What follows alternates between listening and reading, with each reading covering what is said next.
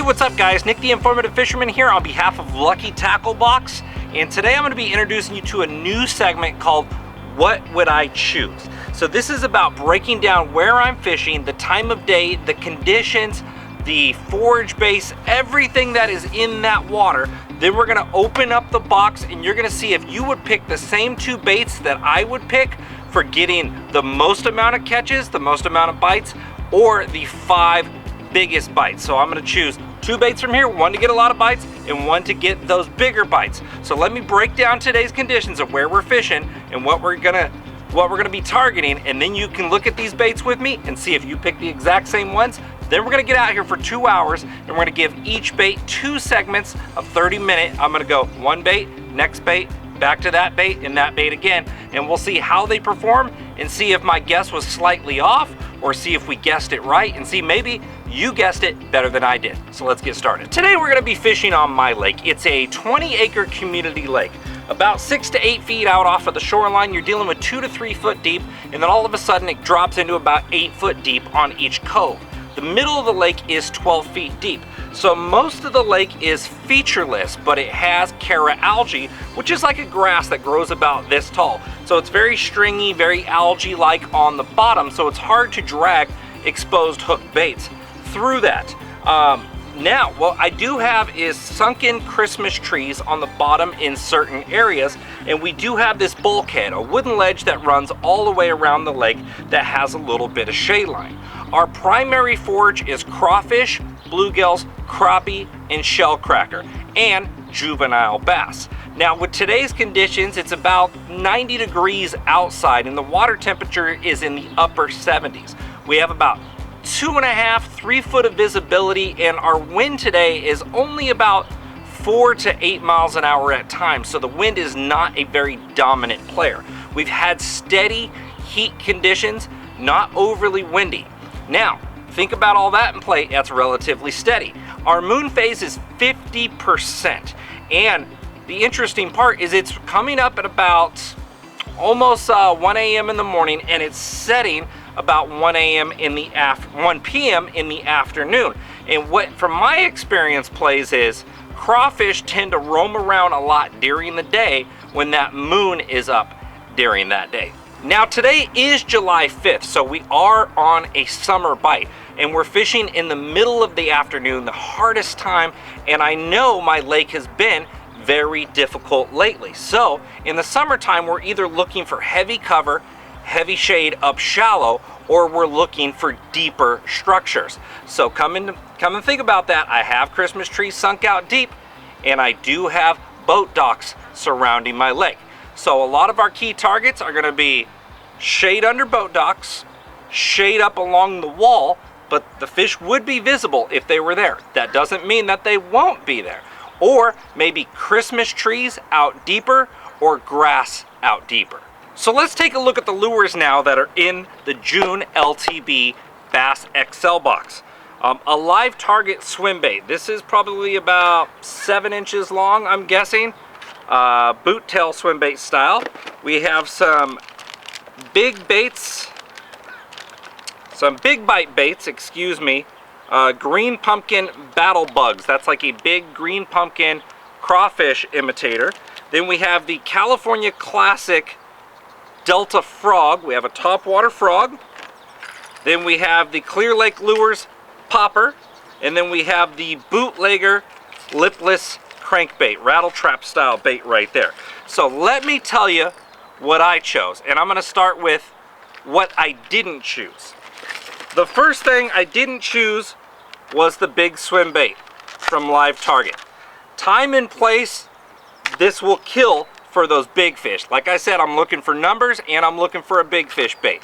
This Live Target swim bait right here, I really prefer 5 to 6 foot of visibility or more, so I immediately went to put that down. Now that doesn't mean that if I didn't throw this today, a big one wouldn't bite it, but I'm going by experience, time on the water, and education. I've been bass fishing my whole life. So that's the first one I'm putting down. The next one I am putting down, which I hate to do this, is the popper. I really like a popper in low light conditions or where there's matted vegetation and openings that I can pop it right next to it. I know if I'm gonna have to get under a boat dock, I'm gonna need shade, treble hooks. It's gonna be very difficult to get it under a boat dock. That grass, like I said, is along the bottom, and those trees are along the bottom, so there's a big gap in between that those fish would have to travel, so that's why I'm putting the popper down. The next thing I'm putting down, which I may regret, this could be the killer, is the lipless crankbait. Makes a lot of noise. We have low visibility. This could get them. It covers water fast. It's for making long casts and covering water. That is actually the reason I put this down. It's been very hot. It's been relatively slick. There's not a lot of wind, but this could become a player. Now here's the two that I chose. The California Classic Delta Frog and the Big Bite Baits Battle Bug. That's a 5-inch crawdad plastic. Now I'm gonna show you how I'm gonna rig these and why I chose them. Right off the bat, the reason why I chose the frog is I could skip a frog very well. It's weedless. I could throw it under boat docks. The frog gets a much better bite than average for bigger fish. If you're gonna trigger a big fish up shallow feeding, I could throw this, I can hit the walls, I could throw it under boat docks, and usually it's not going to get snagged, and that is what I'm using to target those bigger fish, hopefully that are up shallow under boat docks. They may not be there. I may kick myself for putting that lipless down. We'll see. Now, for the soft plastic creature bait. Plastics work great when it's slick out, when it's hot and sunny. In the middle of the day, those fish are gonna hunker down into stuff. They don't wanna chase, and that plastic looks fantastic right there. Also, reason I chose this is I said the moon's up the majority of the day. There's going to be crawfish roaming around. That's a great crawfish imitation. Most of them are black and red out here, but green pumpkin was the choice I had. There's a lot of bluegill out here that are also green pumpkin, and the baby bass sometimes look a little bit green pumpkin as well, so that's going to appeal to them. Green pumpkin is a good all-around color. So this is my numbers bait. Now let me show you how I'm going to rig these. All right guys, so I have the Battle Bug rigged up on a medium heavy 7-foot rod with 15 to 20 pound fluorocarbon. This happens to be 15 right here. I have it on a 4-aught mustad flipping hook and a 3/8 ounce tungsten weight. Now there is 2 bobber stops right there. If I'm trying to throw it and get inside of cover or through cover, I like those bobber stops. If I'm dragging it along the bottom, I'm gonna slide my bobber stops up about 12 inches. In case I'm on the bottom, that fish picks it up. He's less likely to feel the weight and he'll hold on to the bait for a little bit longer. So that's why I'm doing that. Now I've also dipped the tips of these pinchers in chartreuse. The reason why I did that, as I said, there's bluegill and crawfish. A lot of crawfish roam on the bottom, but bluegill have little chartreuse accents. So maybe if this is dropping or if I cast it and hop it up, maybe they'll mistake it for a bluegill as well and eat it. Bass also have a little affliction for chartreuse, and it's on the tip of those appendages, which is going to show that accent a little bit more. It's going to highlight the action of that bait as it falls for me. Now for our frog, I have that rigged up on a heavy, which is a fast action right here. This is anywhere from 7 to a 7.5 is really good for a frog, and I have it on 65 pound braid. The reason I like 65 is I like to throw over structure, under boat docks, and I give them absolutely zero drag. I lock it down and wrench them out as fast and as hard as possible. It's not about fighting the bass that's up under something or over the top of something. It's about hooking them and getting them to the boat. So now let's give these bait an hour each, and let's see what happens. I may strike out, may get my butt kicked, may slaughter some fish, who knows, but let's see. And hopefully that rattle trap, that little lipless crankbait is not gonna hurt me. All right guys, we're on the boat and I'm gonna start the first 30-minute segment right here with the frog. Set a timer for 30 minutes. Okay, 30 minutes. Let's go. All right guys, as I'm coming down this wall right here, I already casted and skipped around a few docks and a few shade pockets. I'm coming down this wall, you'll see that the sun is pretty much hitting this wall to where that shade's not very big. These fish that could be up here are more than likely out here. So I'm going faster on the trolling motor till I reach the next dock, or if I reach some shade lines, then I'm gonna slow down once again and pick those apart. I'm gonna start with this outside area. Now there's not a lot of this, so I need to pick it apart thoroughly. I'm gonna start from the outside leg here. I'm gonna kind of work along the shade line in case there's 2 or 3 fish in there. If I work out here, catch one, I might be able to throw it up against this little boat next to this dock and catch another one. If I cast it all the way in, I could end up catching that and spooking another one out as I fight them. Now, one thing I'm doing right here, as you see me casting this big shadow of this giant willow tree, we can only see roughly 3 foot deep. So really what I'm trying to do is I'm trying to separate my cast by double that in the casting distance. So if I cast to this spot, I want to cast ×2, so I want to cast 6 feet apart from it, because that's the strike zone that those fish could be in. A lot of the time they won't hear it, they won't feel it, or they won't see it if it's too dirty.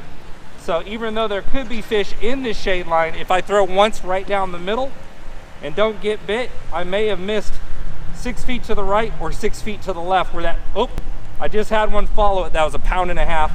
He came up, stopped as soon as I got it out into the sun. So I know I need to slow it down in that shade. Oh, there it is, guys. That's the timer for the first 30 minutes. I have to put down the frog, and it is time to switch to that creature bait. I had one about 1 pound follow it up. I've been casting under, I probably covered about 60% of the docks so far with no luck. So we're gonna switch over to that creature bait. Hopefully we can dial something in. I'm gonna run the next section of docks when I get back to this bad boy, and hopefully we can find something to chew this, but it's so far it's not looking like the big fish are up shallow. I may have kicked myself in the butt putting down that lip. All right, guys, so the retrieve I'm gonna do with this battle bug, I'm gonna make a long cast. I'm out here, this side's about 10 foot of water, and there's shallow bay that goes up this way and shallow bay that goes up this way. If any late spawners moved out, they're gonna be on this transition. In the summertime, fish are gonna be out near that 12 feet, so I'm kind of in between. I'm making a long cast. I'm gonna get a tight line. I'm gonna twitch, just like a crawdad. Twitch, and let it fall. Twitch, and let it fall. Right now, I have that weight pegged, so it'll dart in fast, just like a crawdad trying to flee something. Then I'm gonna try to drag it with those bobber stops moved up, kind of more like a Carolina rig style, but it's still Texas rig with a weight. Got him. No! That was a big one. Oh, that was a big one I just lost. All right, guys, I'm out here in the middle, and I'm doing that crawdad retrieve. I bounced it over a Christmas tree that's sunk out here in the middle. Had one pegged. As soon as I went my second snap, he loaded me up. I tried to reel into him, but he shook it off before I could load that rod up, so sucks. Got him. Oh my God. Oh my gosh, that was another giant.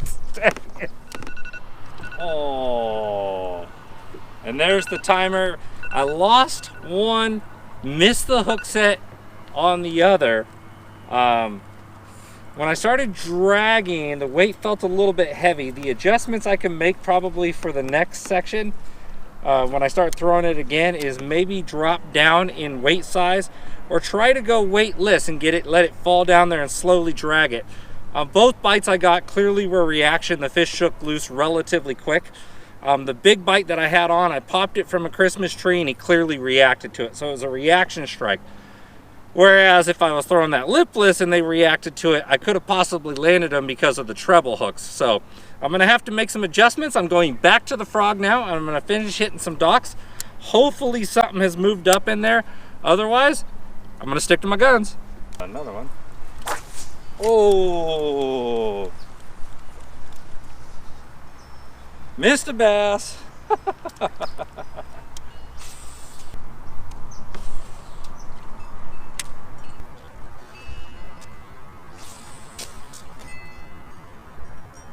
Oh, big and under, big and under.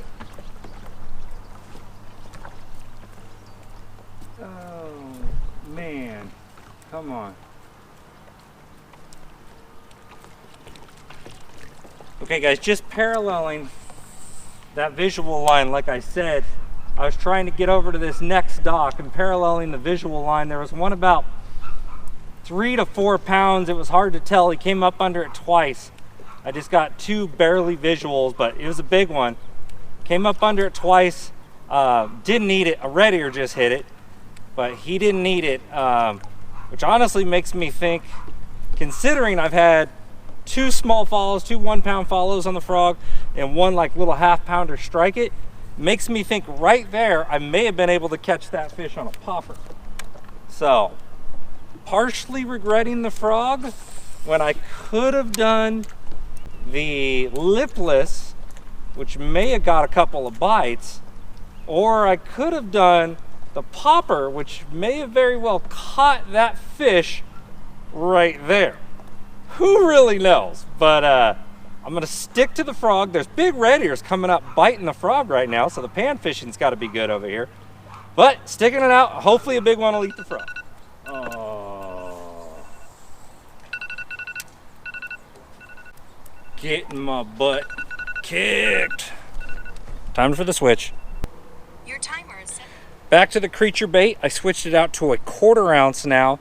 My dad was actually fishing right behind me and hooked another monster and lost it. So they're just not getting it very well today. It's real tough, but that is 2 big fish we definitely had on. Just kind of sucks not being able to boat them, so let's keep trying. Oh. And time is up, and I have struck out. Had one big one on, and my dad had a big one on behind me, and that was it. The frog was a bit of a gamble.